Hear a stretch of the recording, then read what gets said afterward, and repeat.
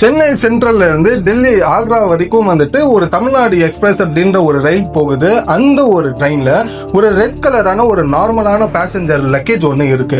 இந்த ஒரு லக்கேஜ் சென்னை சென்ட்ரல்ல இருந்து ஏற்றப்பட்டுச்சு. பட் யாருமே இதை பெருசா கவனிக்கல.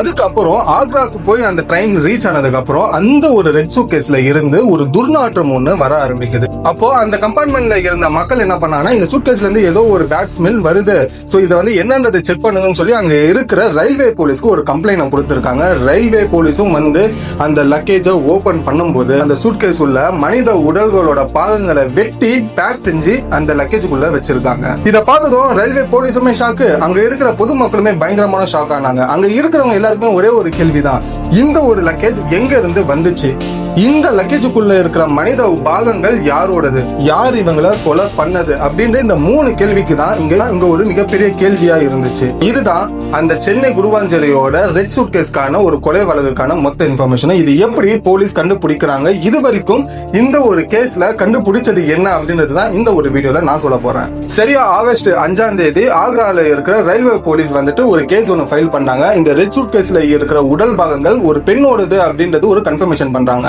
ஆனா இப்போதைக்கு போலீஸ் கிட்ட இருக்கிற ஒரே க்ளூ என்னன்னா, இந்த ஒரு சூட்கேஸ் எங்க இருந்து வந்துச்சு அப்படின்றப்ப பார்க்கும்போது நான் சொன்ன இந்த தமிழ்நாடு எக்ஸ்பிரஸ் இருக்கு இல்லையா, இது சென்னை சென்ட்ரல்ல இருந்து கிளம்பி இருக்கு. சோ கண்டிப்பா இந்த சென்னை சென்ட்ரல்ல இருந்து ஆக்ரா வரைக்கும் வரக்கூடிய இந்த வழிகள்ல தான் இந்த ஒரு சூட்கேஸ் வந்துட்டு வந்திருக்கு அப்படின்ற ஒரு ஆப்ஷனை வச்சுதான் ஆக்ரா போலீஸ் இந்த ஒரு கேஸை எடுக்க போறாங்க. ஆனா அவங்களுக்கு இன்னும் மிகப்பெரிய ஒரு பலமா தேவைப்படுற ஒரு சப்போர்ட் என்னன்னா, தமிழ்நாடு போலீஸோட சப்போர்ட் தான். ஏன்னா இது சென்னை சென்ட்ரல்ல இருந்து கிளம்புறதுனால முதல்ல இன்வெஸ்டிகேஷன் அங்க இருந்து ஆரம்பிக்கலாம் அப்படின்னு ஆக்ரா போலீஸ் வந்து தமிழ்நாடு போலீஸ்க்கு ஒரு ரெக்வெஸ்ட் கொடுக்கறாங்க. சோ இதனால இந்த ஒரு கேஸ் வந்துட்டு சென்னை பக்கம் இந்த ஒரு விசாரணை திரும்பிச்சு. அதுக்கப்புறமா சென்னை சென்ட்ரல்ல இருந்து அதை சுத்தி இருக்கிற பல பகுதிகளில் இருக்கிற கிட்டத்தட்ட 350 இருந்து 400 சிசிடிவி கேமராக்களை வந்துட்டு ஆய்வு செஞ்சிருக்காங்க நம்மளோட தமிழ்நாடு போலீஸ். அப்போ ஒரு முக்கியமான சிசிடிவி ரெக்கார்டுன்றது போலீஸ்க்கு கிடைக்குது. என்னன்னா, ஒரு ஆணும் ஒரு பெண்ணும் இதே ஒரு ரெட் கலர் சூட்கேஸ் பேக்கை வந்துட்டு சென்னை சென்ட்ரலுக்குள்ள கொண்டு வர மாதிரி ஒரு சிசிடிவி ஃபுட்டேஜ்ல வந்துட்டு கிடைச்சிருந்தது. அந்த ஒரு பேக்கும் டெல்லியில கிடைச்ச அந்த ஒரு லக்கேஜ் பேக்கும் சேமா ஒத்து போகுதுன்னு சொல்லி ஆக்ரா போலீஸுமே இதை கன்ஃபார்ம் பண்ண ஆரம்பிக்கிறாங்க. சோ எங்க இருந்து தான் இந்த கேஸோட டைரக்ஷனே மாறிச்சு. இது வரைக்குமே இந்த சூட்கேஸ் வந்துட்டு எங்க இருந்து வந்தது அப்படின்றதுதான் ஒரு கேள்வியா இருந்தது. ஆனா இப்ப அந்த கேள்விக்குமே ஒரு தெளிவு கிடைச்சிச்சு. இது சென்னையில இருந்து வந்த சூட்கேஸ் அப்படின்றது போலீஸுமே கன்ஃபார்ம் பண்ணிட்டாங்க. பட் இதுல அடுத்த கேள்வி என்னன்னா, இந்த சூட்கேஸை கொண்டு வர இந்த 2 பேர் யார் அப்படின்றதுதான் போலீஸ்க்கு அடுத்த ஒரு கேள்வியா இருக்கு. சோ திரும்பியும் தமிழ்நாடு போலீஸ் வந்துட்டு சிசிடிவி வச்சு இவங்க 2 பேரும் எங்க இருந்து வராங்க அப்படின்றது ஒரு கேமராவை செக் பண்ணிட்டே வராங்க. இவங்க சென்னை சென்ட்ரல்ல இருந்து எப்படி உள்ள நுழையறாங்க, எந்த கேட் மூலியமா நுழையறாங்க அப்படின்றத செக் பண்ணாங்க. அதுக்கப்புறமா ஏதோ ஒரு ஆட்டோ ரிக்ஷால இருந்து இறங்கினாங்க அப்படின்ற ஒரு விஷயமும் தெரிய வந்தது. அந்த ஆட்டோ வந்துட்டு எந்தெந்த வழியாலாம் போயிருக்கு அப்படின்றப்ப பார்க்கும்போது கடைசியா அது குடுவாஞ்சலியில இவங்க 2 பேருமே ஒரு ஆட்டோல ஏறின மாதிரி ஒரு விஷயம்ன்றது தெரிஞ்சது. அதுக்கப்புறமா அந்த குடுவாஞ்சலிக்கு போயிட்டு அங்க இருந்து சில சிசிடிவி ஆய்வு பண்ணும்போது அவங்க எந்த தெருல இருந்து வந்தாங்க, எந்த வீட்டுல இருந்து வந்தாங்கன்னு சொல்லி சிசிடிவி வச்சு போலீஸ்காரர்கள் கண்டுபிடிச்சிட்டாங்க. சோ அதுக்கப்புறமா போலீஸ் அங்க இருக்கிறவங்க கிட்ட இந்த வீட்டை பத்தி விசாரிச்சதுல அந்த வீடு வந்துட்டு வாடகைக்கு விட்டுருக்காங்க. அந்த வீட்டுல இதுக்கு முன்னாடி ஒரு 2 பேர் இருந்தாங்க. அந்த 2 பேருமே வந்துட்டு ஹிந்தி பேசக்கூடியவங்க, வெளி மாநிலத்தை சேர்ந்தவங்க அப்படின்ற ஒரு விஷயம் சொன்னாங்க. அவங்க கடந்த ஒரு வாரமா வந்துட்டு வீட்டுக்கே வரல, பூட்டி தான் இருக்கு அப்படின்ற ஒரு விஷயத்தையுமே வந்துட்டு அக்கம் பக்கத்துல இருக்கிறவங்க சொல்லியிருக்காங்க. இப்ப போலீஸ்க்கு வந்துட்டு எந்த இடத்துல இந்த கொலை நடந்தது அப்படின்ற ஒரு விஷயம் கண்டுபிடிச்சிட்டாங்க. அதுக்கப்புறமா இந்த ஒரு கொலை செய்யப்பட்ட பெண் யார் அப்படின்றது அடுத்த ஒரு கட்டத்துக்கு போகும்போது இந்த ஒரு பெண்ணோட பேர் வந்துட்டு ஹயத்துன் நிஷா, வயது 38. இவங்க வந்துட்டு ஒடிசா மாநிலத்தை சேர்ந்தவங்க. இங்க வந்துட்டு ஒரு தனியார் கம்பெனில வேலை செய்யறாங்க அப்படின்னு சொல்லி போலீஸ் வந்துட்டு கண்டுபிடிச்சிருக்காங்க. அதுக்கப்புறம் போலீஸார் இந்த ஹயத்துன் நிஷா எங்க வேலை செய்யறாங்களோ அந்த கம்பெனில போயிட்டு ஹயத்துன் நிஷாவை பத்தி விசாரிச்சிருக்காங்க. அதே நேரத்தில் இந்த ஹயத்துன் நிஷாவுக்கு யார் நெருக்கமான நண்பர்கள் இருக்காங்க அப்படின்றத விசாரிக்கும் போது அதுல ஒரு 2 பேர் வந்துட்டு இந்த விசாரணைக்குள்ள வராங்க. அதில் முதல் நபர் மணிக்குதீன், 2வது வந்துட்டு பகபதி மஜி. இவங்க 2 பேர் தான் வந்துட்டு இந்த கொலை செய்யப்பட்ட பெண்ணுக்கு ரொம்ப நெருக்கமானவங்க. போலீசார் இவங்களையுமே வந்துட்டு விசாரணை எடுத்து இன்னும் பல டீடைல்ஸ் வந்துட்டு விசாரணை பண்ணிக்கிட்டு இருக்காங்க.